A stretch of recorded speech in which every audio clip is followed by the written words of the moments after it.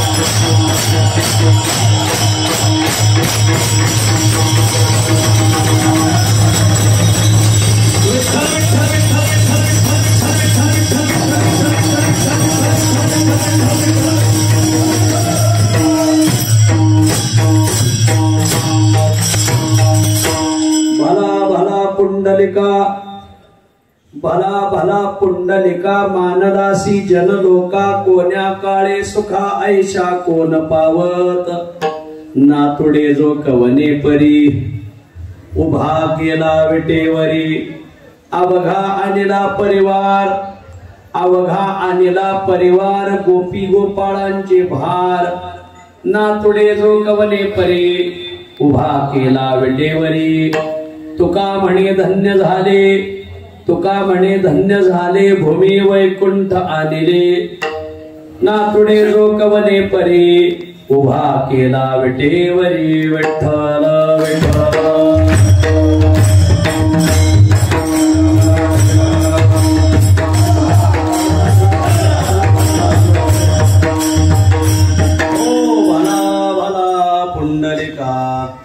मानलासी जनलोका कोण्या काळे सुखा ऐशा कोण पावत नातुडे जो कवने परी उभा केला विटेवरी तुका मने विटेवरी जी पाऊले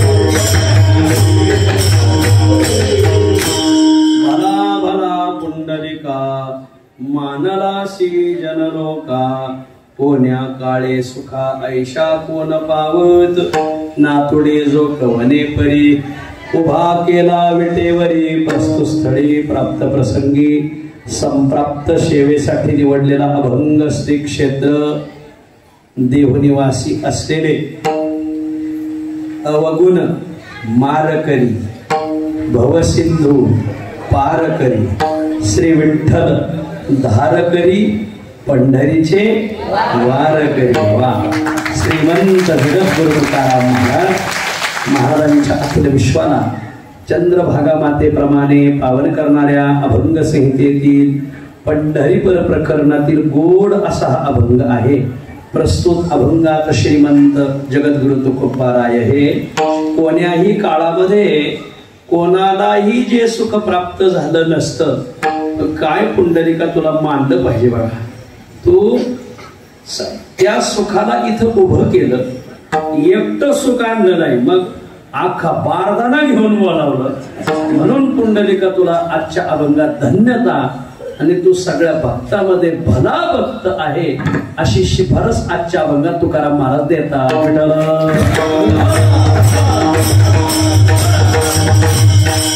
अभंगावर काही विवेचन करण्यापूर्वी 2 शब्दाचा अल्पसा परिहार देणं अत्यंत अगत्य आहे.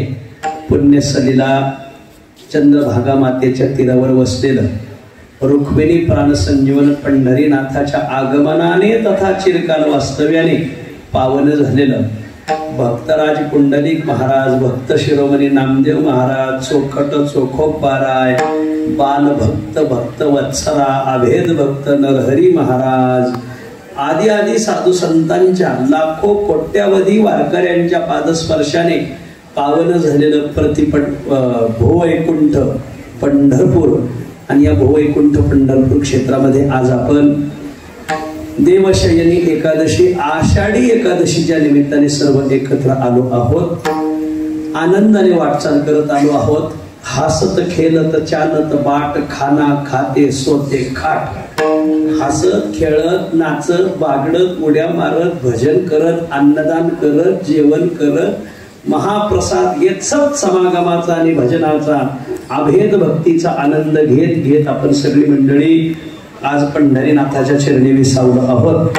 आणि मग या निमित्ताने प्रत्येक मठामठातून प्रत्येक दिंड्यातून कीर्तनाच्या सेवा संपन्न होत आहेत. त्यामध्ये स्वानंद सुखनिवासी सद्गुरू कोंडाजी बाबा डेरे, साहाब बाबा वायकर, वाजवणे बाबा आदी आदी थोर साधू संतांनी प्रारंभित केलेला जगद्गुरूंचे गुरु बाबाजी चैतन्य महाराज ओतूरकर यांच्या संजीवन समाधीपासून श्री क्षेत्र ओतूर ते श्री क्षेत्र पंढरपूर हा पायी पालखी सोहळा.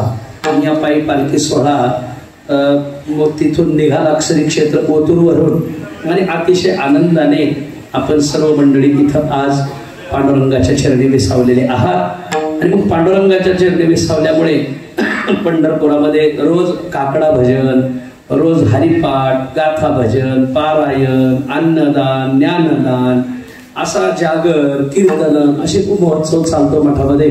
तर या महोत्सवामध्ये आज आषाढी एकादशीची सकाळची कीर्तनाची सेवा समस्त चैतन्य महाराज ओतूरकर मंडळ ट्रस्ट अध्यक्ष, उपाध्यक्ष, सचिव, सहसचिव, खजिनदार, सहखजिनदार, सर्व विश्वस्त आणि सर्व भाविक भक्त 1-2 वर्षापासून माझ्या गळ्यात घालतात. या निमित्ताने आपल्या सर्वांच्या दर्शनाचा योग येतो.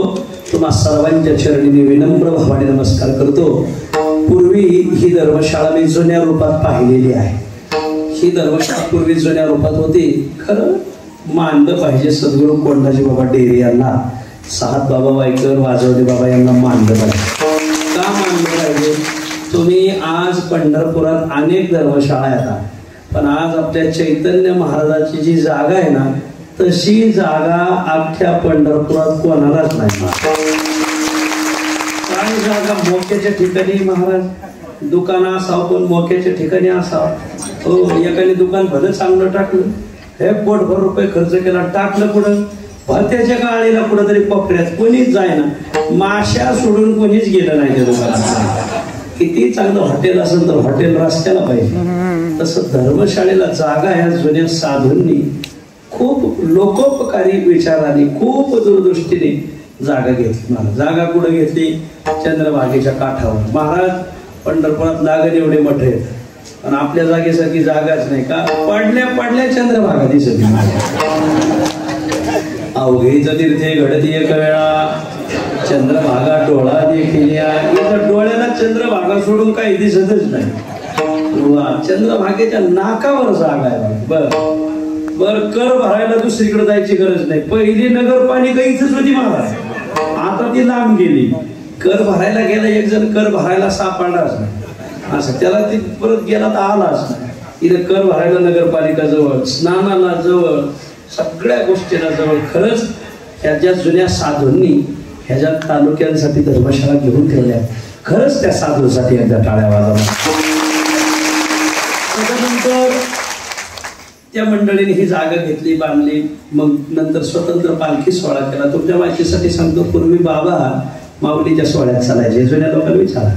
आणि लोणंदचं कीर्तन करायचे. लोणंदला सकाळचं कीर्तन आहे ना, ते खेड तालुक्यातील एक मानाची दिंडी आहे, चाकणकर दिंडी. त्या दिंडीचं कीर्तन करायचे. ते कीर्तन बऱ्याच दिवस नंतर अशोक महाराजांनी केलं. यावर्षी मात्र अशोक महाराजांनी काही कीर्तन केलं नाही. आता ते चाकणकरच करतात ते कीर्तन. अशोक महाराज सांगायचे की पूर्वी ही कीर्तन डेरे बाबा करायचे. पूर्वी कोंडाजी बाबा डेरे, साहब बाबा, वाजवले बाबा ही सगळी मंडळी माऊली बरोबर चालायची. पण नंतर या तालुक्याला एकत्रित करावं, तालुक्याला ते एकत्र करता येईल, पण बाबाजी चैतन्यांचा सोहळा घडावा. बाबाजी चैतन्य हे संत समाजापुढे यावे म्हणून त्यांनी हा पायी पालखी सोहळा सुरू केला. सुरू केल्यावर बघा ही धर्मशाळा झाली, जागा झाली, बांधकाम केलं. आणि ज्या विश्वस्त मंडळीने नवीन धर्मशाळा होईपर्यंत सांभाळणं, त्या विश्वासांसाठी एकदा टाळ्या वाजवा.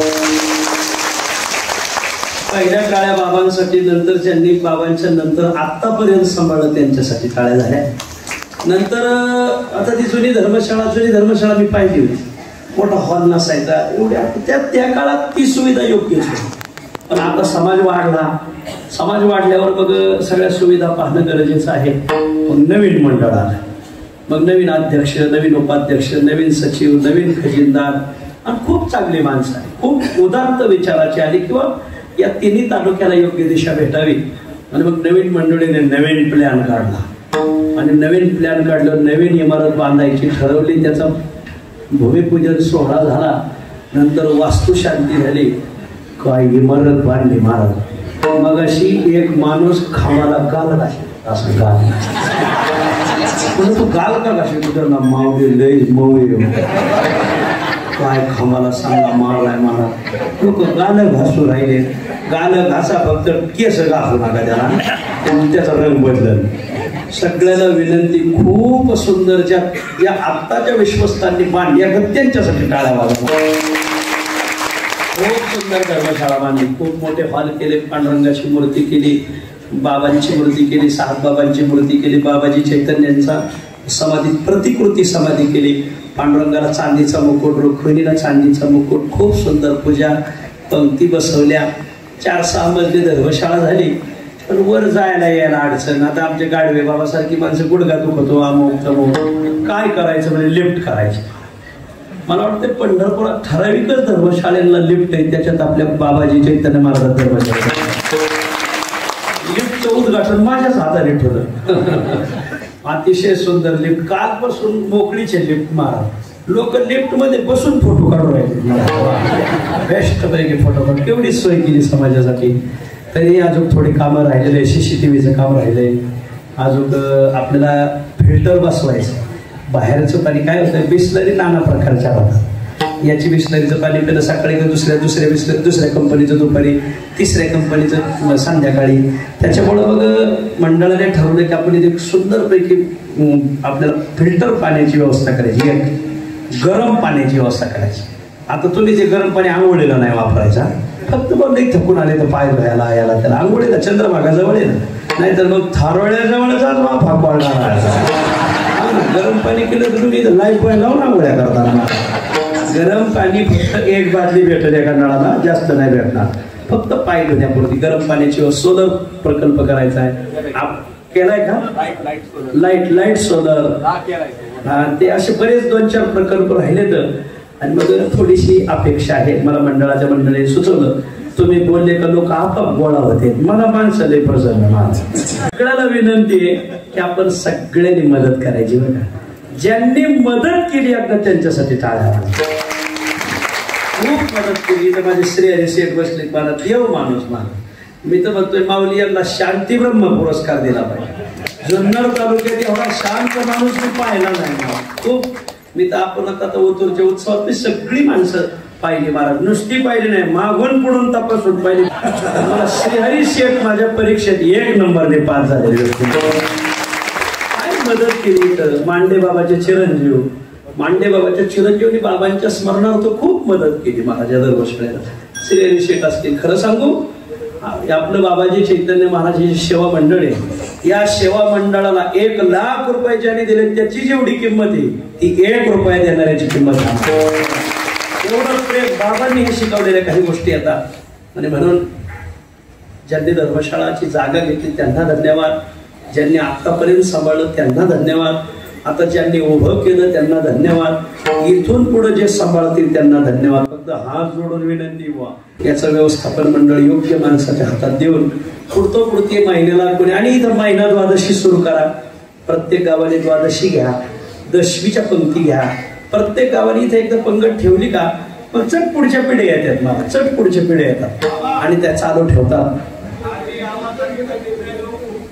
खाली आवाज येत नाही म्हणतात. सिस्टीममध्ये कोणी बघा, खाली एखादा बॉक्स बसवले, खाली खाली माणसं खूप बसलेली म्हणतात, खाली आवाज येत नाही म्हणतात. खाली चालवा, एकादशीचं फराळ चालवा, द्वादशीच्या पंक्ती चालवा, चालू ठेवा. वर्षभर येत चाला. माव राज्यात नाही, देशात नाही, जगात गेलं महाराज. जगात लोक तो सप्ताह पाहत होते महाराज. भाग्य समजा उपकार पावसाचे, जर पाऊस नसता आपली पळता होई थोडी झाली असते. माय समाज तुटून पडला त्या सप्ताहाला. देऊ संस्थान 8 दिवस कुठं राहिलं नाही मा. 8 दिवस बसून भंडारा डोंगर संस्थान 8 दिवस बसून आदरणीय माणिक महाराज, अध्यक्ष पुरुषोत्तम महाराज हे सगळे बसून खूप आनंद झाला. प्रत्येक गाड्या भजन करीत ओतूरला भाकरी घेऊन येत होत्या आणि प्रत्येक माऊली तुकाराम तुकाराम म्हणून भाकरी थापित होती महाराज. तुकाराम तुकाराम सुनीपर्यंत तुकाराम महाराज न्यायचे हा आमचा हेतू होता महाराज. मोठं होणं हे ते आमच्या पाचीलाच दिलंय महाराज. आता आम्ही आता यावर्षी परत 4 उत्सव आहेत. एक धुळे, एक पंढरपूर, एक लातूर आणि एक परत भंडारा डोंगर. ज्ञानोबराचा 750वा खूप मोठा होणार आहे भंडारा डोंगर. मागशुद्ध दशमीला खूप मोठा होणार. मला हेच सांगायचंय, आम्ही जिथं जाऊ तिथं माणसं गोळा होते. फक्त तो आनंद राहायचा. आमचा प्लॅन असतो ट्रस्ट करायचं. ट्रस्ट मध्ये आपण राहायचं नाही, आपला लांबचा पाव नाही घ्यायचा नाही. हो, काही सगळे काही ट्रस्ट मध्ये आपले पाहुणेच भरून ठेवले. धन्य माता पिता तयाची. आपण राहायचं नाही, आपला पाहुणा राहायचा. आणि शेतकरी माणसं घ्यायची, राजकारणी माणसं घ्यायची नाही. अगदी साधी माणसं घ्यायची. आणि मग सगळा उत्सव पार पडला. काल्याच्या दिवशी हिशोब झाल्यावर सगळे आम्ही ट्रस्ट मंडळ, आपल्या सगळी मंडळी, उरलेली रक्कम भंडारा डोंगर, बाळासाहेब काशीद पाटील, देवसंस्थान, आपण मोकळं राहायचं. त्याच्यात आपण काय कमी केलंय देवाने आपल्याला. तरी काही लोक लोकांच्या पाकिटातलं पैसे काढित मानलं पाहिजे त्यांना महाराज. वा, खरं त्यांना नाणे घाटातून खाली सोडलं पाहिजे. आणि मग खूप सहकार्य केलं. आणि मग त्याच्यातून ज्या काही देणग्या दिल्या, गाथा मंदिराला देणगी दिली, ज्ञानेश्वर महाराज संस्थान आळे यांना देणगी दिली, बाबाजी चैतन्यांनाही देणगी दिली, ज्ञानेश्वर महाराज संस्थानला देणगी दिली, तुकाराम महाराज संस्था, अशा नाना प्रकारच्या देणग्या दिल्या. त्याच्यात याही संस्थांना मला वाटतंय 51,000 रुपये देणगी दिली. याही आपल्या मठाच्या कामाला त्या सप्ताह मंडळाने. असो पुढती आपल्याकडून या मठावर प्रेम राहावं. हा मठ आपला आहे. माऊली, मी इथं कीर्तन करतोय, मला जेवढं पुण्य आहे तेवढं पुण्य हा मठ झाडणाऱ्याला आहे माऊली. म्हणून आमच्या विश्वस्त मंडळाला सांगायची पाळी आली नाही पाहिजे झाडून घ्या, आपण झाडायचं. विश्वस्त मंडळाला सांगायची पाळी आली नाही पाहिजे लाईट बंद करा, आपला मठ आहे, आपण लाईट बंद केली पाहिजे. विश्वस्त मंडळाला सांगायची पाळी आली नाही पाहिजे बाहेर चालले तर फॅन बंद करा, आपला मठ आहे, आपण फॅन बंद करायचं. विश्वस्त मंडळाला सांगायची पाळी आली नाही पाहिजे वाढायला घ्या, आपण वाढू लागायचं. पहिल्या पंक्तीला जेवतो तो खरा वारकरीच नाही, दुसऱ्या पंक्तीला जेवतो तो खरा वारकरी. आणि पहिली पंगत वाढू लागतो तो खरा वारकरी वाजवा. आणि म्हणून सेवा करा. बाबांनी एवढं आपल्यासाठी दान दिलंय, तर हे दान आपल्याला जपायचंय अशी सगळ्यांना विनंती.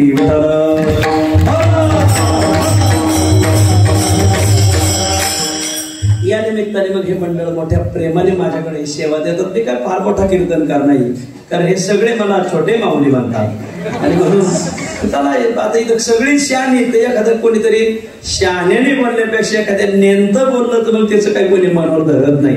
आणि म्हणून माझ्यासारख्या नेंत्या वारकऱ्याला ही सेवा दिलेली आहे.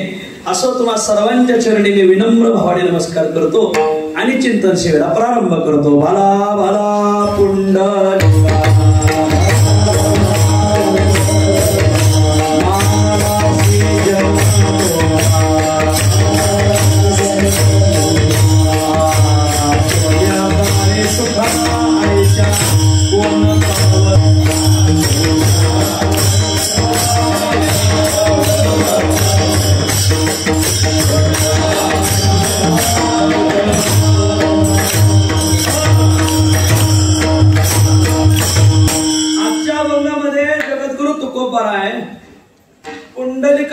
धन्यता देतात, पुंडलिकाला भला म्हणतात. भला म्हणायचं, धन्यता देण्याचं काय कारण? कारण असं की कोण्याही काळात कोणालाही जे सुख प्राप्त झालं नसतं ते सुख पुंडलिकाने कसं उभं केलं. नुसतं सुख इथं आणलं नाही, मग बारदाना घेऊन बोलावलं, सगळ्याला घेऊन बोलवलं. पुंडलिका खरंच सगळ्या भक्तात तू धन्य, सगळ्या भक्तात तू भला आहे, असं आजच्या अभंगात तुकाराम महाराज एक प्रकारचं शिफारस पत्र पुंडलिक महाराजाला देतात. विठ्ठल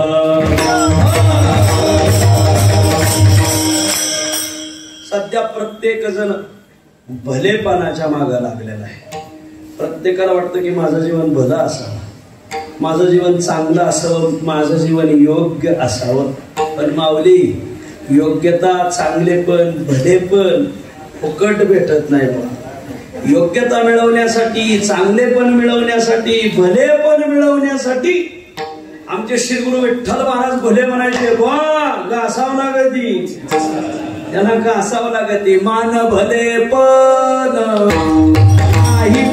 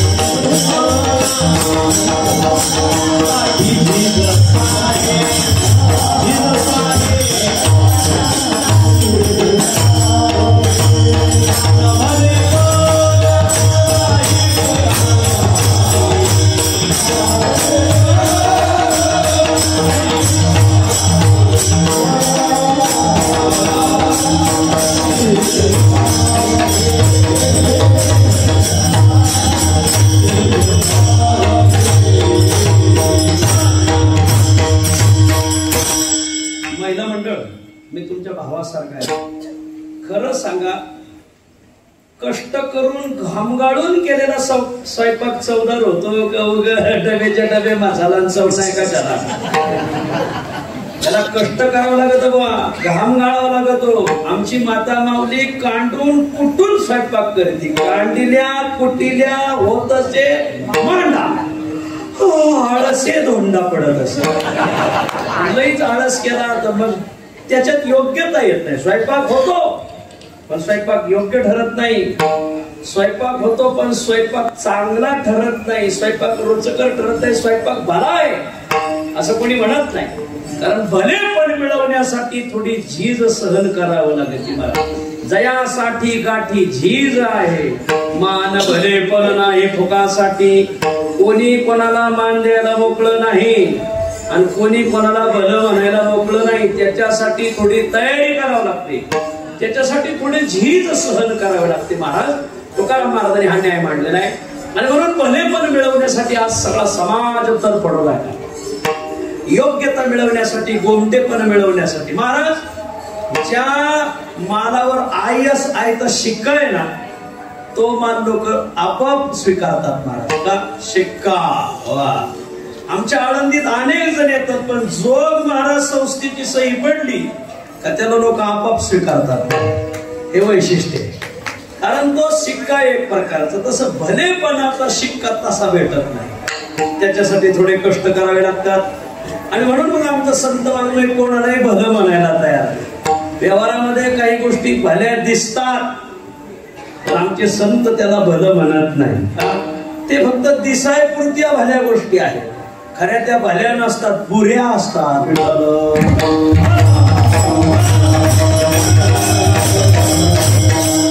भला म्हणे जन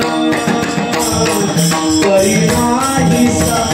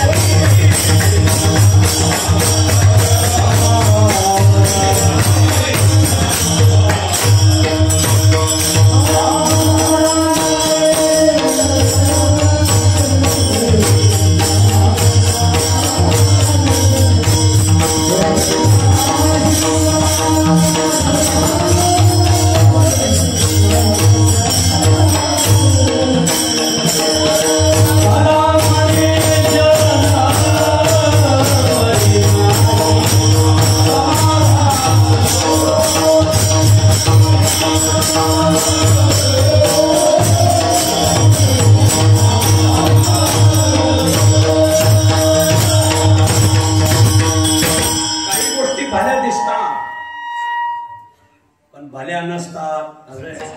काही गोष्टी भल्या दिसतात माऊली. भला म्हणे जन परी नाही समाधान. याच्यासाठी तुकाराम महाराजांनी 2 दृष्टांत दिले गाते. काय साप आहे ना शांत बसलेला होता. 2-4 जण आले, वा शांती ब्रह्म फार पाहिले पण याच्या पुढे नाही.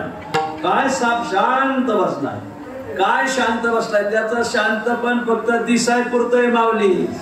त्याला जर तुम्ही कुरवळायला गेले तर तो तुम्हाला प्रसाद देण्याशिवाय राहणार नाही. त्याला तुकाराम महाराज म्हणतात सर्प शांती रूपे दिसत असे भला. सर्प शांत रूपाने भला दिसतोय. झोंबे खवळलेला तात्काळ तो. आणि एकदा का तो खवळला मग मात्र तो झोंबल्याशिवाय राहत नाही. महाराज काही गोष्टी दिसाय पुरत्या भला. तुकाराम महाराजांनी दुसरा दृष्टांत दिलाय. गुळे माखोनिया ठेविला दगड. दगड ठेविला. एका दगडाला गुळ माखून ठेवला. वा काय गुळ भाव गेलो. म्हणजे गुळ 100 रुपये किलो आहे. वा एवढा सुंदर. कितीची टेप आहे म्हणजे मग मोजून पहा. म्हणजे 50 किलोची. त्याच्यात गुळ होता 4 किलो. आणि जवळजवळ 45 ते 46 किलोचा दगड होता. दगडाला माखून ठेवला. 50 किलोची ढेप बनवून जो मनुष्य घेऊन गेला. लापशी बनवायला त्याने वापरला. खरं सांगा लापशी गोड होईल का. नाही का. तो फक्त माखलेला आहे. वरून दिसायला भला आहे महाराज. गोळे माखोनिया दगड ठेविला. तो दिसे भला लोकाच्या. तो वर दिसताना भला दिसतोय पण आत मात्र खोटा आहे. खोटा. वा तशी काही माणसं काही ठिकाणी फक्त दिसायला भले पण असते. असायला भले पण नसते. भला म्हणे जन परी नाही समाधान. जुने कीर्तन करायचे दृष्टांत सांगायचे. काय झालं शेजारी राहत होते.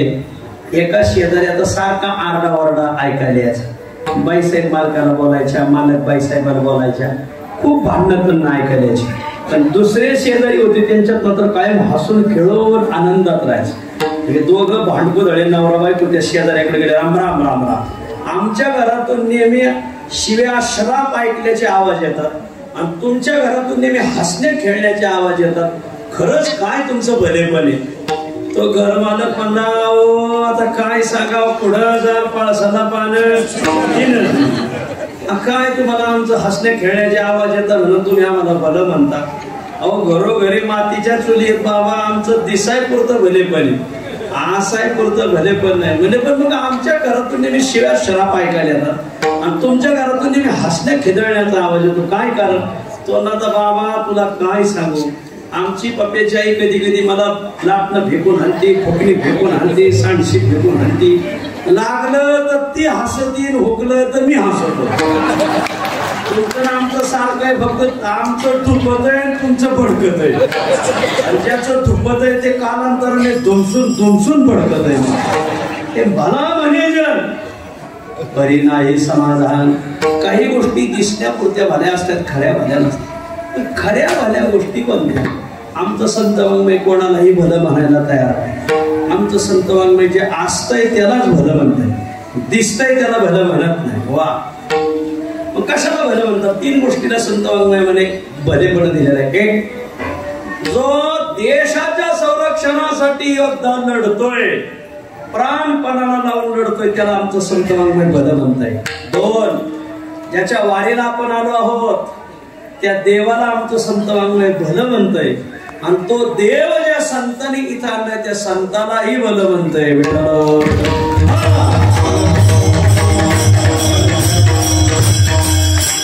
आमच्या संत वाङ्मयामध्ये भारत मातेच्या संरक्षणासाठी ज्याने रक्त सांडलंय. काल परवा पेहलगाम हल्ला झाला. पेहलगाम हल्ला झाल्यावर मग भारताचं वायुदल असं सगळ्या तिन्ही दलाचे सैन्य प्रमुखाची मिटिंग झाली. मग तिन्हीकडून अटॅक केला. पण त्यात आपल्याही काही माणसांना प्राण गमावे लागले. मग तो भला आहे जो गावाकडे 100 वर्ष जगला, तो भला नाही ज्याने भारत मातेच्या संरक्षणासाठी आपल्या शरीरातल्या रक्ताचा थेंब ना थेंब सांडला. तो शूर तिथं मृत्युमुखी जरी पडला तरी तो भला आहे. आणि जो गावात राहून 100 वर्ष जगला, शताब्दी झाली, तो भला नाही.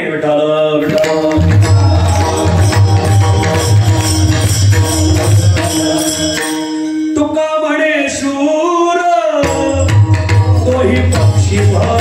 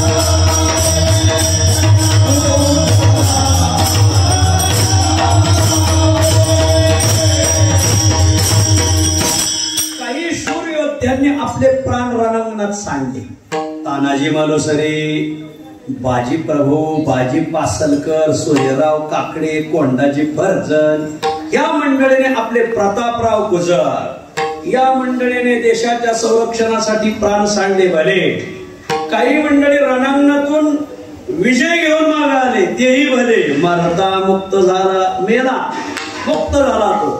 जर जिवंत मागे आला, मान पावे वा हातोवा प्राप्स्यसी स्वर्गम जितवावा भोक्षसी महिम. असं आहे.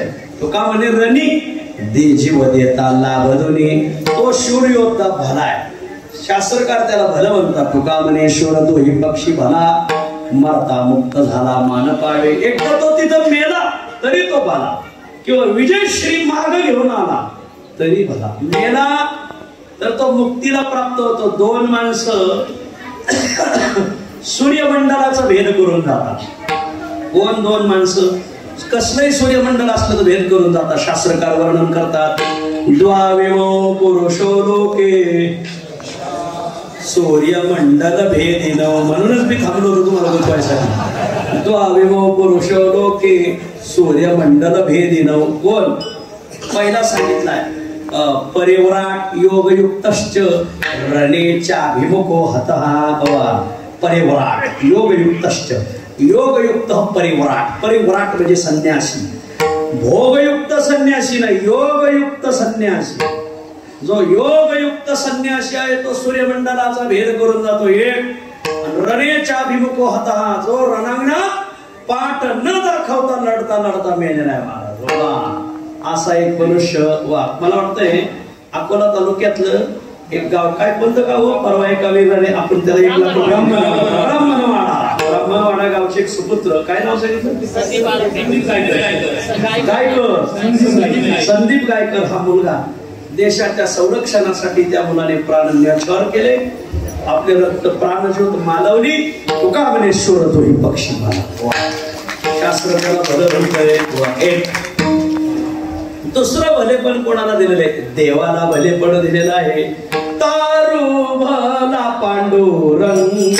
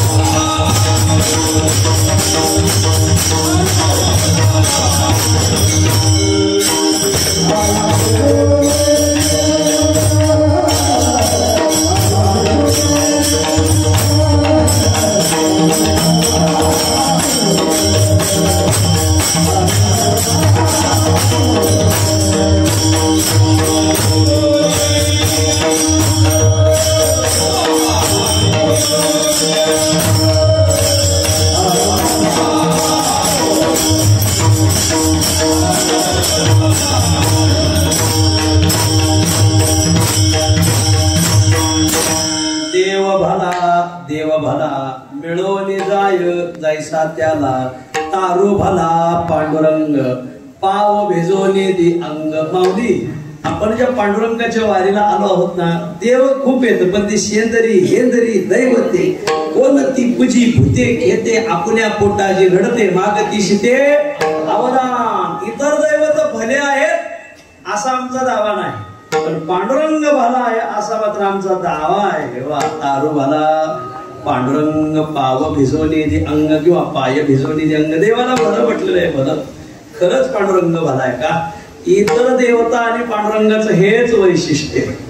इतर देवता उद्धार करत असताना भक्त आहे की अभक्त आहे याचा विचार करते, पण इथं भक्त असो अभक्त असो मूढ पापी जैसे तैसे काळकरी असो नाही तर पिढ्या फुक्या असो तरी कासे लावणी ज्ञान विज्ञान हीनानाम मूढानाम पापिनाम अपि दर्शनात ते भवेन मोक्ष प्रार्थयामी पुनः पुनः. हा श्लोक मी पुढे सांगतो, त्याचा फक्त भाव सांगून जातो. ज्ञानी असो अज्ञानी असो, हीन असो मूढ असो कशी असो, पांडुरंगा तुझ्या दर्शनाने समाज मुक्त झाला पाहिजे. दर्शन हेळा मात्रे दया होय मुक्ती. हेळा मात्रे म्हणजे त्वरित आज आत्ता ताबडतोब असं. दर्शन हेळा मात्रे म्हणून तारो भला पांडुरंग. इतर देवता आहेत पण इतर देवतांपेक्षा या दैवताचं वैशिष्ट्य आहे याच्या नुसत्या दर्शनाने मोक्ष आहे. महाराज दर्शनात ते भवेन मोक्ष. तुझ्या दर्शनाने मोक्ष प्राप्त हो प्रार्थयामी पुनः पुनः. पुंडलिकाने हे मागणं केलेलं आहे. म्हणून शूर भला दोन देव भला. तसा शूर भला देव भला, पण त्या देवाला ज्यांनी उभं केलं ते संत भले अभंगाच्या पहिल्याच्या.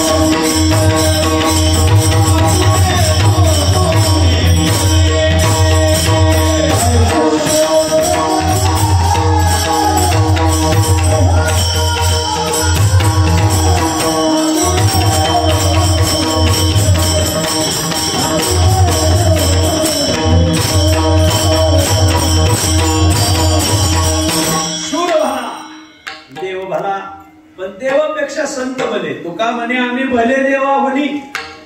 देवापेक्षा आम्ही भले आहोत, देवापेक्षा चांगले आहोत. आजच्या अभंगात तुकाराम महाराज त्यांना भलं म्हणतात. भला मानलासी जनलोका कोण्या काळे सुखा आयशा कोण पावत. आणखीन एक प्रमाणे भला पुंडलिका भला महिमा नवजाय वर्णिला दगा देवनी अवघी आला साठविले अविनाश. वा पुंडलिका तुला भलेपणे मानलं पाहिजे. पंडित तोची एक भला नित्य भजे जो विठ्ठला. हे पुंडलिक राहायचं धोरण. पुंडलिका मानलं पाहिजे तुला, तुला भलेपणे. भला भला पुंडलिका डबल म्हणतात. भला भला पुंडलिका भला येतो, चांगला येतो. काय हो मानलासी जनलोका. इथं जन शब्दाचा अर्थ अगोदर संत शब्द ठेवायचा मग करायचा. संत जनलोकांनी तुला मानले नाही. मानलासी जनलोका. संत खूप मानतात. तुमच्या माहितीसाठी सांगतो, महाराष्ट्रात असे संत झालेच नाही की ज्याने पुंडलिकरायचं वर्णन केलं नाही. नाही पुंडलिकरायचं वर्णन करीत नाही तो संतच नाही. आमच्या महाराष्ट्राचे वर्णनच वैशिष्ट्य असं. प्रत्येक संतांनी तोंड भरून पुंडलिकरायचं वर्णन केलेले बा. अगदी निवृत्तीनाथापासून निळोबारायापर्यंत मानलासी जनलोका. सगळ्या संतांनी पुंडलिकराय खूप मानलं, खूप प्रशंसा केली पुंडलिकाची. खूप का बरं केली? अहो कोणालाच आणि कोण्याच काळात, दोन शब्द ध्यानात धरा, कोण्याही काळात आणि कोणालाही जे सुख आकळता आलं नाही ते सुख या पठ्ठ्याने आकळलं. मान कोण्या काळे सुखा आयशा कोण पावत. कोण म्हणण्यामध्ये अधिक आहे आणि कोण्या काळे. काळ शब्द तर स्पष्ट झालेला आहे. कोण्याच काळात आणि कोणत्याच संताला जे सुख आकळत आलं नाही पुंडलिका ते तू आकळलं. कोण्या काळे सुखा आयशा कोण पावत. कोण्याही काळामध्ये कोण्याही संताला जे सुख प्राप्त करून घेता आलं नाही ते तू प्राप्त केलं आणि इतरांना करविलं. वा. आणि म्हणून तुला धन्यता आहे. भलेपणे भला भला पुंडलिका मानलासी जनलोका कोण्या काळे सुखा आयशा कोण पावत. पांडुरंग हे जे सुख आहे ना हे सहसा कोणाला प्राप्त होत नाही ना. हे खूप दुर्मिळ सुख आहे. दुर्मिळ विठाला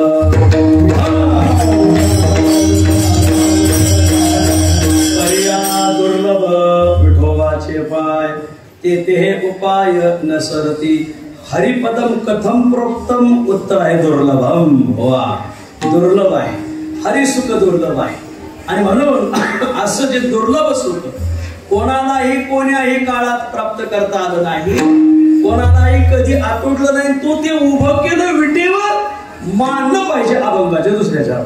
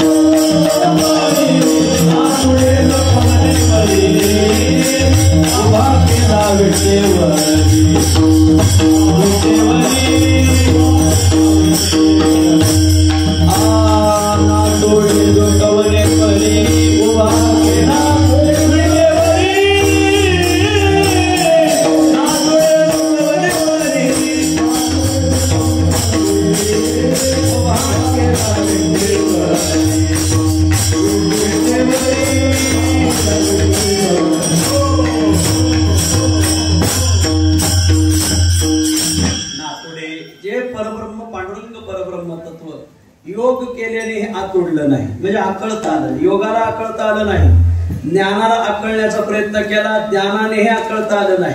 उपासना नाना प्रकारचे केल्या, आकळता आलं नाही. कर्म नाना प्रकारची केली, आकळलं नाही. परंतु ते मात्र तू आकळलं, मानलं पाहिजे.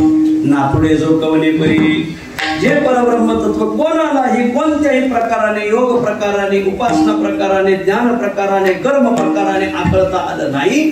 मानलं पाहिजे पुंडलिका. तो त्याला उभं केलं, उभा केला विटेवरी, विटेवर उभा केला विटेवर. आज पांडुरंग परमात्माच्या विटेवर उभा राहिले. ती विट मागच्या जन्मीचा इंद्र आहे, देवांचा राजा इंद्र. कोण? देवेंद्र. देवेंद्र विट का झाला त्याचं कारण असं आहे, इथे एक दैत्य होता आणि त्या दैत्याला 3 तोंड होती. एका तोंडाने तो वेद पठन करायचा, वेद पाठ होते त्याची, पाठांतर चांगलं होतं. दुसऱ्या तोंडाने गायन करायचं, गायनात होत तयार. तर तिसऱ्या तोंडाने नाव ठेवायचं, मला नाही बोलावलं, आम्हाला विचारत नाही, हे असं असतं का, नाव ठेवायचा.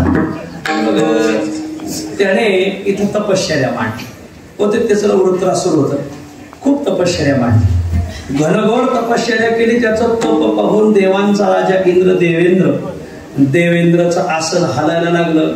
आसन हलायला लागलं. मग देवेंद्राने काय केलं, देवेंद्राने एक दूत पाठवला, सांगितलं त्या वृत्रासुराचा शिरच्छेद करा. अखेर तो ब्राह्मण होता. एक दूत आला, त्या दूत ह्या दिंडीरवनात आला. याचं नाव दिंडीरवन का पडला तर पुढे कधी वेळ वाटला तर सांगा. मग त्या दैत्याने, त्या दूताने काय केलं, सप्तिशी घाव घातला आणि त्याची 3 शिर एका तडाक्यात तोडली. तडाक्यात तोडल्यावर काय झालं होतं, ब्राह्मण ब्रह्महत्येचं पातक इंद्राला लागलं. 3 तोंड पडली, पण पडता पडता इंद्राला शाप दिला, इंद्राचा तू वीट होऊन पडशील. आणि तोच देवांचा राजा इंद्र देवेंद्र या दिंडीरवनात वीट होऊन पडला. मग इंद्राने खूप करुणा भागली, या शापातून मी मुक्त कसा होईल, मुक्त कसा होईल. खूप त्याने प्रयत्न केले, पण मग त्याला उशाप भेटला. त्याच ब्राह्मणाने उशाप दिला, जेव्हा पुंडलिकाची भक्ती पाहून पांडुरंग परमात्मा दिंडीरवनात येईल आणि पुंडलिक ज्या वेळेस तुला त्या पांडुरंगाला बसायला वीट देईल, जेव्हा पांडुरंग विटेवर उभा राहील त्यावेळेस तू या वीट देहातून मुक्त होशील आणि मग पुन्हा आपल्याच पदावर येऊन बसशील. मग ती पाय घासायची वीट इथं पुंडलिकाच्या दारात पडलेली. पांडुरंग परमात्मा पुंडलिकाची भक्ती पाहून आले. आल्यावर आता ते प्रकरण खूप मोठे मी ते सांगणार आहे, त्याच्यासाठीच मी आणून घेतलेला आहे. बर, आता सांगतोच ते प्रकरण, आज ठेवू नये. प्रसंग असा झाला की इथं सत्यवती आणि जान्हवदेव नावाचे जोडपं राहतात. मालकाचं नाव जान्हवदेव, मालकिनीचं नाव सत्यवती. आणि मग यांनी खूप चांगला परमार्थ केला, खूप चांगला संसार केला. एक बाळ जन्माला आलं, बाळाचं नाव ठेवलं पुंडलिक. पुंडलिकाच्या आईचं नाव आहे सत्यवती, बापाचं नाव आहे जान्हवदेव. आणि मग ही पंढरी महात्म्यात आलेली कथा आहे. थोडस बाळ वाढायला लागलं आता पंढरपूरचं वळण लागलं, असो सांगायचा भागात नाही. आणि पंढरपूरचं वळण लागल्यावर मग थोडस बाळ बिघडल्यावर थोडे हाताबाहेर वागायला लागले. मग शेजारी पाजारी म्हणजे पोरग जर हाताबाहेर जायला लागले, याचं लगीन करा. लगीन केल्यावर ते आपाप ठेप गेली. पण काय झालं, इंधने आगीशी हाका चढे. या न्यायाने लग्न केल्यावर तर आजूकच हाताबाहेर गेले. म्हणजे मग थोडस आई वडिलाला छळू लागले, असं पंढरी महात्म्यात वर्णन. आणि मग आई बापाला थोडे छळू लागल्यावर, मग इथं कशाला राहता, आता माझ्यात राहू नका, कायमचं निघून जा, तुमचं तोंड काळं करा, असं थोडी बोलायला नेऊन बोलला. प्रसंग असा झाला की काशी कापड्यांचा मेळावा पंढरपुरात मुक्कामी. पंढरीची वारी करतो त्याला वारकरी म्हणतात, तर काशीची वारी करतो त्याला कापडी म्हणतात. मी श्रीगुर विठ्ठल महाराज घुले याचं कीर्तन ऐकलं होतं, आम्ही कापडी रे, आम्ही कापडी रे, पापे 12 वाटा पळती बापुडे. सद्गुरू धोंडा महाराजाच्या शताब्दीत ऐकलं होतं, खूप दिवस झाले, 25 वर्ष झाले. आम्ही कापडी रे, त्याच्यावरती अभंगपणी घेतलेला मला आठवतही नाही. कापडी, काशी कापडींचा मुक्काम आला या पंढरपुरात. मग पुंडलिकाचे आई वडील सत्यवती आणि जान्हवदेव दोघांनी विनंती केली, पुंडलिका अरे इस्लाम धर्मामध्ये नियम आहे की मुलाने आई वडिलाला मक्का मदिनाची यात्रा घडवली तर मुलाचं जीवन सार्थकी लागलं. आणि हिंदू धर्मामध्ये नियम आहे की आई वडिलाला जर काशी यात्रा घडवली तर त्याचं जीवन सार्थकी लागलं. बाबा रे, काशी यात्रा आम्हाला घडवतो का? पुंडलिकाने सांगितलं, मला वेळ नाही, मला यायचं नाही, तुम्हाला जायचं असं जाऊ शकता. बास कावळा बसायला भांडी मोडायला एक झाली, यांना घर सोडायचं. काशी यात्रेच्या निमित्ताने हे रोजची कटकट नको म्हणून दोघं आई वडील बाहेर पडले. 2 दिवस मुक्कामाला गेले तर मागून परत एक काशी कापड्यांचा मेळावा. पंढरपुरात मुक्कामी आला. मग पुंडलिकाची बायको म्हणजे भयो मला वाटतंय काशी यात्रेला जा. पुंडलिक म्हणजे मग मी कुठे नाही म्हणलो. आता काशी यात्रा केलीच पाहिजे. माणसं टायमाला बदलत येतात, वेळेला बदललं नाही पाहिजे. काय आहे ती निष्ठा टायमाला कामाला आली पाहिजे. पण ते पुंडलिक राय बदल आहे. माझं काय म्हणणं म्हणजे मी घेतो मग एक बसायला घोडी येते अश्विनी. अश्विनी म्हणजे घोडी. दोघाचे बाचके कापडे बिपडे बांधले. मग कधी बायको बसायची घोड्यावर, कधी हाय बसायचे. ते बाचके ओझे होऊ लागलं. ओझं कोणाच्या डोक्यावर द्यावं म्हणजे काय नाही. 2 दिवसात आई वडिलांना गाठवा आणि त्यांच्या डोक्यावर ओझे देऊ. पुंडलिकाने आणि त्याच्या पत्नी 2 दिवसात जान्हवीदेव आणि सत्यवतीला गाठलं. आणि त्या दोघा आई वडिलांच्या माथ्यावर सगळं बाचकं बोचकन हा बायकोला कधी खांद्यावर घेऊन, कधी घोड्यावर बसवून, कधी पायी पायी असा प्रवास सुरू झाला. 2 कोस काशी राहिली. पुंडलिकाच्या पायातली चप्पल तुटली. चप्पल तुटली म्हणजे अंगठा बसवण्यासाठी तिथे का चर्मकाराकडे गेले. चर्मकार सामान्य नव्हता. त्यांचं नाव आहे संत रोहिदास महाराज. ते चर्मकार होते तिथं आणि ते आपले जोडे शिवत होते. जोडे शिवता शिवता त्यांच्या डोक्याला शेंडी होती. हिंदू म्हणलं का त्याला शेंडी असलीच पाहिजे. बिगर शेंडीचं हिंदूच नाही. काय असं त्याने ठरवून घ्यायचं. शेंडी पाहिजे हिंदूला महाराज. शेंडीला दोरी बांधलेली आणि दोरी पाळण्याला बांधलेली. पाळण्यात 2 व्यक्ती झोपलेल्या आणि जोडे शिवता शिवता ते असं डोकं हलायचे आणि झोका द्यायचे पाळण्यात. पुंडलिकाने हे पाहिलं. कोण झोपलंय पाळण्यात. पाळण्याला दोरी बांधली. दोरी हवा आणि शेंडीला बांधली आणि जोडे शिवता शिवता झोपे देतो. काय प्रकरण आहे. बरं काही असो काय पहिले कोणाच्या घराचे वाशे मोजू नये. काही लोकांच्या घराचे वाशे मोजायचं नाही ना आत्मा. आणि मग जोडा पुंडलिकाने शिवाय दिला. शिवून झाला. किती याची रक्कम किती द्यायची. त्या काळात शिवराई चालायची. शिवराई किती द्यायची. एक किती आणे द्यायचे. रोहिदास महाराजांनी विचारलं तुम्ही काशी यात्रेला चाललेत का. पुंडलिक महाराज म्हणले हो. मग म्हणजे पैसे घेतले असते पण जो काशी यात्रा करतो आम्ही त्याचे पैसे घेत नाही. लोणंदला नाभिक संघटनेने फुकट दाड्या केल्या बघा वारकऱ्याच्या वर्षी. लोणंदला का एवढीच वारकऱ्याची सेवा. काहींनी आदल्या दिवशी केल्या होत्या पण फुकट पाहिजे डबल बसले. लई जाऊ गाडी फुकट पाहिजे मग तशी ती लोणंदच्या नाभिक संघटनेने केलेली सेवा तशी चर्मकार संघटनेची सेवा. काशी यात्रे करूचे आम्ही पैसे घेत नाही. वा. मग पुंडलिकाने सहज विचारलं का हो कारागीर इथून काशी किती दूर आहे. ते रोहिदास महाराज म्हणजे कोणी म्हणतं 2.25 कोस आहे तर कोणी म्हणतं 2.25 कोस आहे. माझ्या अंदाजे 2 कोस असत. आधी पुंडलिकाला लय लागलं. कोणी म्हणतं 2.25 कोणी म्हणतं 2.25 तुझ्या अंदाजे 2 म्हणजे तू चुकीचा अंदाजच बांधितो का म्हणजे 2 कोस असून साधा काशीला गेला नाही. भल्या माणसा भरतच पुंडलिकरायने त्याला ताणलं. महाराष्ट्र दुसऱ्याला ताणायला चेक नंबर भरतच ताणलं.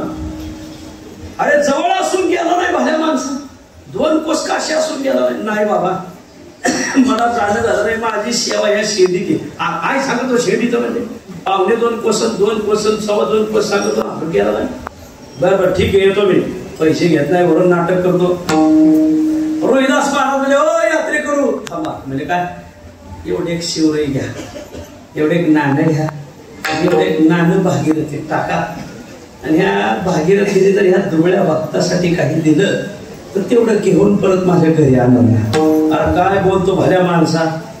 2 कोस असून कधी काशीला गेला नाही आणि एक आणा दिला आणि एक नाणं टाका म्हणतात. त्या नाण्यातून भागीरथीने काही दिलं तर घेऊन या. काहीच देणार नाही भागीरथी. रोहिदास महाराज म्हणजे ताट बोलू नका. काही दिलं तर आणा नाही तर सोडून द्या. बर ठीक आहे. मग पुंडलिक महाराज आई वडिलांना त्यांना घेऊन निघाले. अरे जसे भागीरथीच्या काठावर आले काय सांगाव त्या रोहिदासाची सेवा. जसे भागीरथीच्या काठावर आले अचानक स्वर्गातून नगारे वाजू लागले. नामा म्हणे स्वर्गी नगारे वाजती अप्सरा नाचती आनंदाने. नगारे वाजू लागले. आकाशातून पुष्पवृष्टी होऊ लागली. सनई चौघडे वाजू लागले. पाहता काय अहो साक्षात भागीरथी प्रकट झाली तिथं. साक्षात भागीरथी हात वर काढून आले. अरे साक्षात भागीरथी प्रकट झाली. लोकांनी लगेच उड्या टाकल्या मारा. कोणी आंघोळ्या ज्यांच्या झाल्या तेही आंघोळ्या करायला, ज्यांच्या राहिल्या होत्या भरतीच कुंभळ करली. मग कोणी चोळीचा खण नेऊन भागीरथीच्या हातावर ठेवतोय, कोणी साडी नेऊन ठेवतोय, कोणी नारळ, कोणी पेढे, कोणी काय. फक्त चहा आणि बिस्किट नाही ठेवलं, कारण त्या काळात ते नव्हतं म्हणून म्हणतो. पण ती भागीरथी अशी चोळीचा खण ठेवला, कोणी कधी भागीरथी फेकून द्यायची, साडी ठेवली का फेकून द्यायची, नारळ ठेवलं का फेकून द्यायची, दक्षिणा ठेवली फेकून द्यायची, कोणी सोनं ठेवायचं. भागीरथी घ्यायला हे सगळं पुंडलिक पाहतोय. अरे साक्षात भागीरथी प्रकट झाली, पुष्पवृष्टी स्वर्गातून होऊ लागली, नगरी वाचतात, पण भागीरथी कोणालाच का घ्यायला? काय हात वर कशासाठी काढले? काहीतरी घ्यायसाठी तर काढले असतील ना. बहुतेक पाकिट कमी असल्यामुळे घ्यायलाच काय असो सांगायचा भाग. काय करावं याच्या लक्षात आलं, त्यात कारागिरांनी एक नाणं दिलंय, तेवढं नाणं टाकून पाहू. आणि मग त्याने ते नाणं काढलं आणि नाणं नुसतं फेकलं, भागीरथीच्या हातावर पडलं. पडताक्षणी भागीरथीने हात जोडले आणि त्या रोहिदास महाराजाकडे तोंड करून हात जोडले. वा. आणि मग हात जोडल्यावर हातात पृथ्वी मोल किमतीचं कंकण होत. ते कंकण असं आधंतरी सोडलं, कुंडलिकाच्या हातात आलं. आकाशवाणीने सांगितलं, थोर मातृपितृ भक्त रोहिदास, त्या रोहिदासाला एवढं पृथ्वी मोल किमतीचं कंकण आहे, कंकण नेऊन द्या. कुंडलिकाला ठोकाच बसला.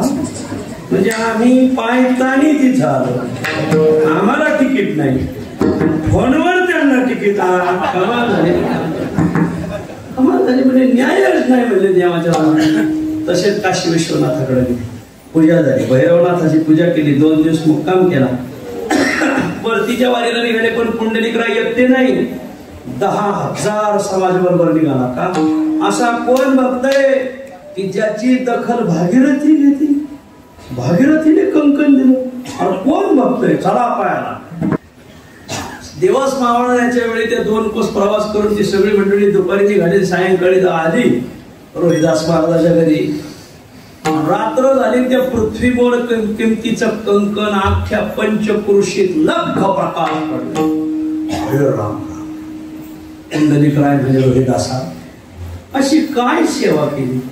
आमचं काही भागीरथीने घेतलं नाही, पण तू साथ एक शिवरही दिली, ती भागीरथी घेतली. काय प्रकरण म्हणजे ते संध्याकाळी सांगतो. मुक्कामी थांब. मुक्कामी नाही, या 10,000 लोकांची जेवायची सोय झाली पाहिजे. आता काय सोय करायची? गडी तर कारागीर पडल्या, काय सोय करायची? महाराज काय महात्मा असेल रोहिदास. रोहिदासाने ते कंकण उचललं, तसा सोनाराकडे गेला. सोनार बाबा, या कंकणाची किंमत सांगा. सोनार म्हणला, या कंकणाची किंमत पृथ्वी मोले म्हणजे. एका पारड्याचे कंकण आणि एका पारड्यात पृथ्वी घातली तरीही कंकणाचं पारड जर ठरलं. काय सांगताय? भागीरथीने दिलेलं कंकण आहे. सूर्यप्रकाश याच्या पुढे फिकाय असं कंकण. मग बाबा रे, तू कंकण का मोडीतो? म्हणजे काही नाही, हे 10,000 वारकरी जेव घालायचे.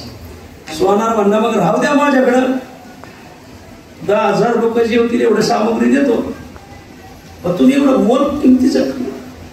रोहिदास महाराज म्हणले, वारकऱ्याच्या सेवे पुढे हे कंकण फेकाय म्हणजे.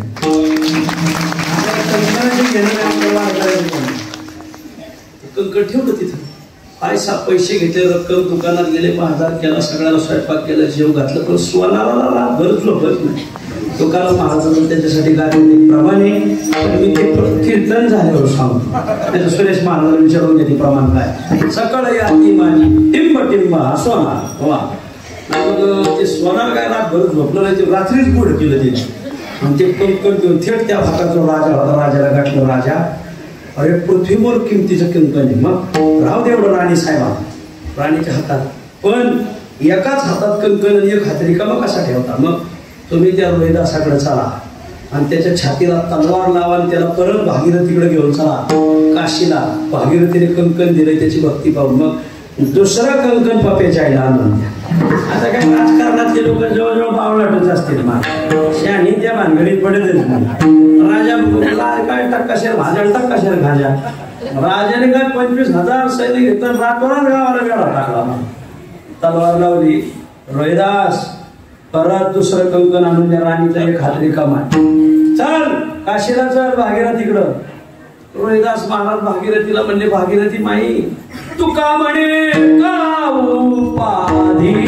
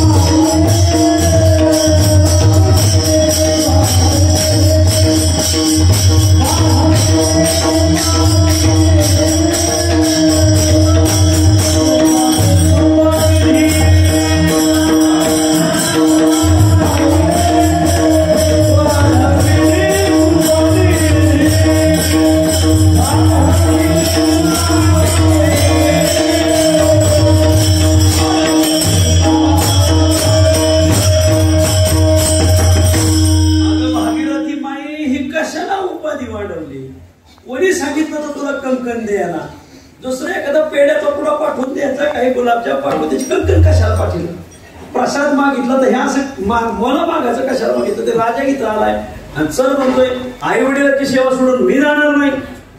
भागीरथीने त्याला अंतर्धानात प्रगट होऊन सांगितलं बाबा रे तुला भागीरथीकडे याची गरजच नाही. मग तू फक्त चामडं बनायचं कुंड आहे ना त्या कुंडाला प्रार्थना कर त्यात मी प्रगट होते. राजा म्हणा चल काशीला चल आपल्याला परत नवीन कंकण आणून दे. तो म्हणा काशीला जायची गरज नाही. त्याने त्या चामडं बुडायच्या कुंडाकडे हात जोडले सांगितलं भागीरथी माई आता इथंच प्रगट व्हा तुमचा महिमा या समाजाला दाखवा.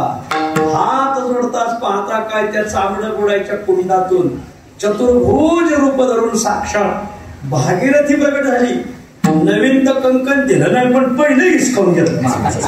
राजाला सांगितलं शानपणा करायचा नाही. हा आताच राजा ठणकावला मार. राजा मला आपण बोलतच नाही गबन बसला. राजा निघून गेला. कंकण म्हणजे व्याजाला सुटला आणि मधला मोकला पण आणि मग राजा तर निघून गेला कंकण तर भेटलं नाही. ती 10,000 यात्रा निघून गेली. पण पुंडलिक राहायला लई मोठा फटका बसला. अरे काय माणूस असं कधी काशीला गेला नाही.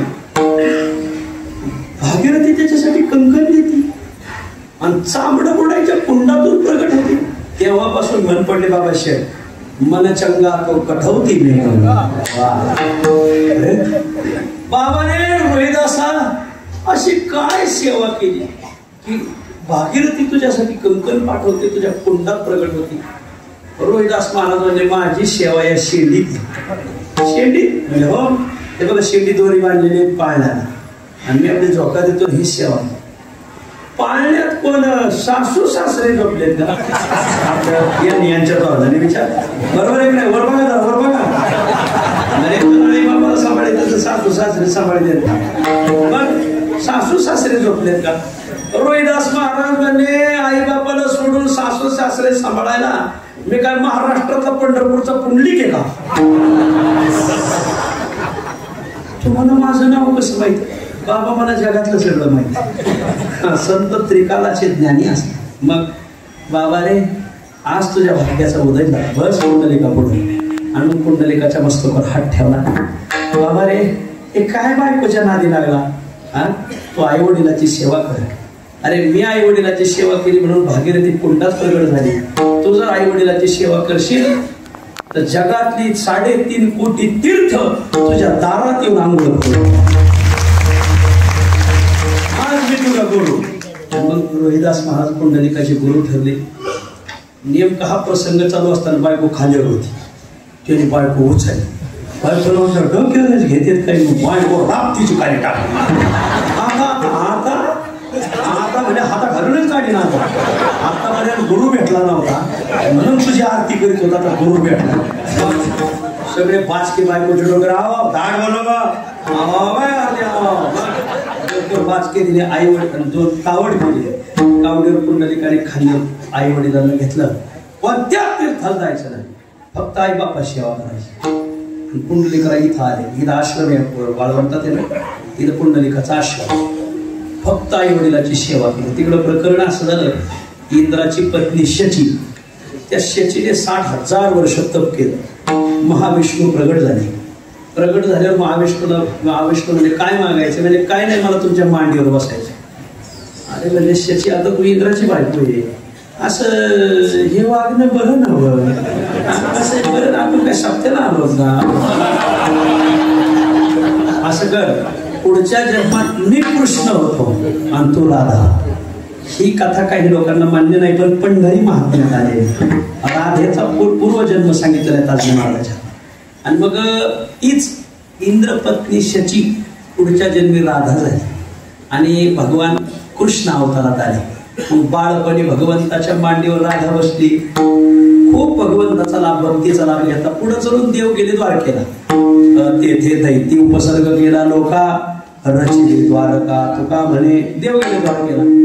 इकडं राधेला वियोग सहन होईना, मला तर वरदाने देवाच्या मांडीवर बसायचं. बरं तिकडं देव गेले तर गप्प बसले नाही, तिकडं बायको गेली रुक्मिणी. एक दिवस राधा गोकुळातून गुप्त झाली, थेट द्वारकेत प्रगटली. तर द्वारकेत रुक्मिणी बसली होती मांडीवर. राधेनं पाहिलं, त्याच्यावर रुक्मिणी जरा मांडीवर खाली होत.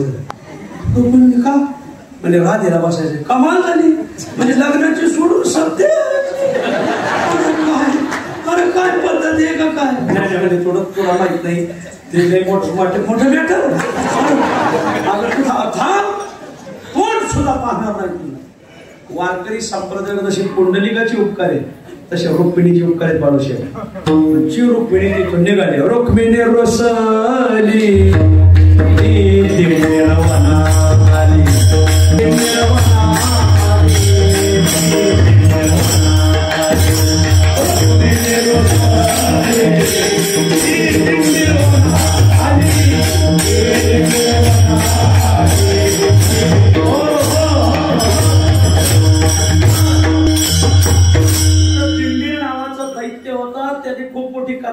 त्याच्या नावाने हे वन प्रसिद्ध. आकाशाला सूर्याला भेटतील एवढे मोठे वृक्ष लागलेले. सूर्याचं किरण खाली पडत नव्हतं, पाऊस खाली पडणं अवघड, एवढं घनदाट वृक्ष. आणि त्या दिंडीर वनात येऊन रुक्मिणी बसली. कुठं बसली तुमच्या माहितीसाठी सांगू, इथून फक्त 200 फुटावर बसली. आपल्या मठापासून इथं दिंडीर वनाची रुक्मिणी बघाय कोपऱ्यावर. इथं 2 मठ हराळ्या मठाच्या पलीकडे, हराळ्या मठाचे आता आले तर पाहून जा. रुक्मिणी तिथं बसली, खूप तप केलं. राधा काही दिवस द्वारकेत राहिली, राधा गेली निजधामाला. आता राधा नाही, रुक्मिणी नाही, घरची नाही, सप्तेत आता काय.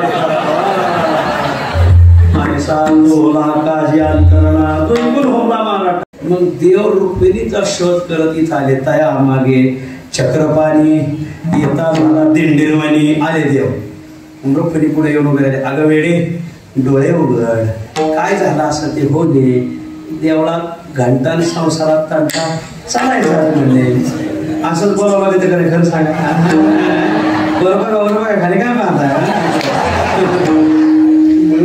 खूप अगं वेडे, इकडं वेडे शब्द रुक्मिणीने झाला. वेडे म्हणता मग कशाला वेडीच्या नादी लागले. कधी शानी बघा ना, इथं थांबायचं नाही, नीट निघायचं, थन चालता हो. यगिरीच बोलली आई साहेब. देवाला हाकलून दिलं. आता बायको सांभाळीला म्हणजे पुढं जा. मग देव म्हणजे आपण वारकऱ्याचं. बायकाने हाकाण्यावरच लोक वारकरी. देवाला इथून हाकललं. काही टप्प्याच्या अंतरावर इथं पुंडलिकाचा आश्रम. पुंडलिकाच्या आश्रमात आले. पुंडलिकाच्या दारात उभे राहिले. कोट्यावधी चंद्र सूर्याचा प्रकाश पुंडलिकाच्या दारात उभा. पुंडलिका डोळे उघड, जगाचा मालक तुझी मातृपितृ भक्ती पाहून भेटणार, डोळे उघड. पुंडलिकाने सांगितलं, माझे आई वडील झोपले, दाट बोलू नको. माझ्या पितयाचा होईल निद्रा भंग, नवे हा प्रसंग बोलण्याचा. हो, माझे आई वडील झोपले, त्याची झोप मोड होईल. मग पितयाची भक्ती पुंडलिके केली, माताळी केली देवराय. आणि 500 बोधने 700 सवंगडे रामकृष्ण पुढे चालत एकटा आला नाही बाबा. अवघानेला परिवार, गोपी गोपाळांचा भार. देव तर पहिले पुढे आले, गोपाळ घेऊन उतरले, गोपाळ आले, गोपाळपूर झाले. आपल्याला जायचे पौर्णिमेत. पहिले देव तिथं आले गोपाळपूरला, तिथं गोपाळ घेतले, तिथं ठेवले. तिथून विष्णू पदावर आले, तिथं भगवंताची पावलं म्हटली. तिथून रुक्मिणी बशी आले आणि रुक्मिणीने हाकाल्यावर पुंडलिकाच्या दारात आले. बाबा रे म्हणाला काय बसायला टाक. तिथं पाय घासायची वीट होती, पाय घर्षणाची वीट. ती वीट मागं फेकली. तो वीट मागच्या जन्मीचा इंद्र, त्याने ते वृत्रासूर हाणलं होतं बघा. विनाकारण एक ब्राह्मण हाणला. मग त्या ब्राह्मणाने शाप दिला, तो वीट होऊन पडशील. तो इंद्र वीट झाला. या विटेवर उभा राहा आणि मग ऐसा कैसा रे तू धिट मागे भिरकावी दे वेटन. तू असे समपायाने नाशिकाग्र दृष्टी ठेवून, नाकावर नजर ठेवून, कमरेवर हात ठेवून उभे राहिले. पुंडलिकाची सेवा संपली. पुंडलिकराय पुढे प्रगट झाले. देव म्हणजे पुंडलिका काय मागायचं तेव्हा. पुंडलिकाने सांगितलं 3 देवा 10 रुपये राहे हरी. देवा इथं 3 रुपये घेऊन तुम्ही राहायचं. पहिलं रूप क्षेत्रमूर्ती, दुसरं रूप तीर्थमूर्ती, तिसरं रूप भक्तमूर्ती. पहिलं रूप इथं यात्रा भरल्यावर लोकांना दर्शन झालं पाहिजे. लोक नदीत कधी यायचे, मग गावात उभा राहा. आणि मग एक रूप त्याला क्षेत्रमूर्ती म्हणतात. मग ती गावात क्षेत्रमूर्ती उभी केली, ती विटेवरच आहे. दुसरी देवा त्या क्षेत्रमूर्तीच्या दर्शनाला 40 तास लागत येईल. मग तू तीर्थ रूपाने राहित म्हणजे चंद्रभागेची आंघोळ जरी झाली तरी वारी जायची.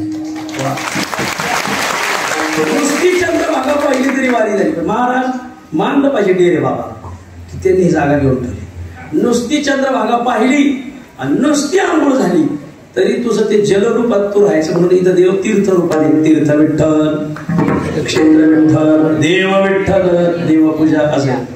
आणि तिसरी मूर्ती फक्त तू माझ्यासाठी धारण करून राहा. माझ्या दारात उभा राहा. अनाथाचा नाथ विटेवरी उभा एका जनार्दने गावा चैतन्याने त्याच्या आधीचरणे त्रिभुवनी पाहता ऐशी नाही कोठे नाही कैवल्याची पेट. तिथं पुंडलिकाची द्वारी देव उभा. असं ते अमृतशुद्धी प्रकरणात प्रमाणात. आणि एक भक्त मूर्ती म्हणजे ती पुंडलिक भक्त आहे त्याच्यासाठी उभी असलेली ती आपल्याला दिसत नाही. दुसरी मूर्ती ती जलरूपाने आहे आणि तिसरी मूर्ती आपण जिचं दर्शन घेतो ती क्षेत्रमूर्ती. 3 रूपाने देवा इथं राहायचं. बर अजून एक मागणं मागायचं काय, माझ्या नावाने तुला एक नाव पडलं पाहिजे. मग पुंडलिकाचं नाव लागलेलं पांडुरंगाला कोणतं, बोला पुंडलिक वरदा. पुंडलिक वरदा. पंढरपूरला आला का हे म्हणायचंच. मग पंगत असो नाही तर काकडा असो भजन असो त्याला शब्द देव पुंडलिकाच्या नावाने त्याला नाव पडलंय पुंडलिक वरदा. म्हणजे पुंडलिकाला वर देणाऱ्या असं आहे. पुंडलिक वरदा, हे पुंडलिक वरदा, हे पुंडलिकाला वर देणाऱ्या पांडुरंगा असा अर्थ. मन नामना भवेत विख्यातो. माझ्या नावाने तू प्रसिद्धीला आला पाहिजे. लोक पुंडलिकाच्या नावाने देव प्रसिद्धीला आले. आणि ज्ञान विज्ञान हीनानाम, ज्ञानी असो अज्ञानी असो, मूढानाम पापीनाम आपी, मूढ असो पापी असो, दर्शनात ते भवेत मोक्ष. तुझ्या दर्शनाने मोक्ष भेटला पाहिजे. प्रार्थयावे पुन्हा पुन्हा देव प्रसन्न झाले. पुंडलिका नामा मनेवर दिला नारायणे, विठ्ठल दर्शने मोक्ष जीवा. सगळ्या पांडुरंगाने मान्य केलं. याला माझा अवघानेला परिवार गोपी गोपाळांचे भार. मग बळीराम दादा आणले, इथं बळीराम दादांना ठेवलं, राधा ठेवली. सगळं खूप मोठं इतिहास आहे. आणि तुका म्हणे धन्य झाले भूमी वैकुंठा आणि रे देवा. आता तुम्ही वैकुंठात राहायचं नाही, वैकुंठाला घेऊन इथं राहायचं. म्हणून अधिकाक्षराने एका वैकुंठ म्हणे तुका म्हणे सोपी केली पायवाट. पंढरी वैकुंठ भरीवरी नाटुडे जो कवने परी उभा केला विटेवरी विठोबा.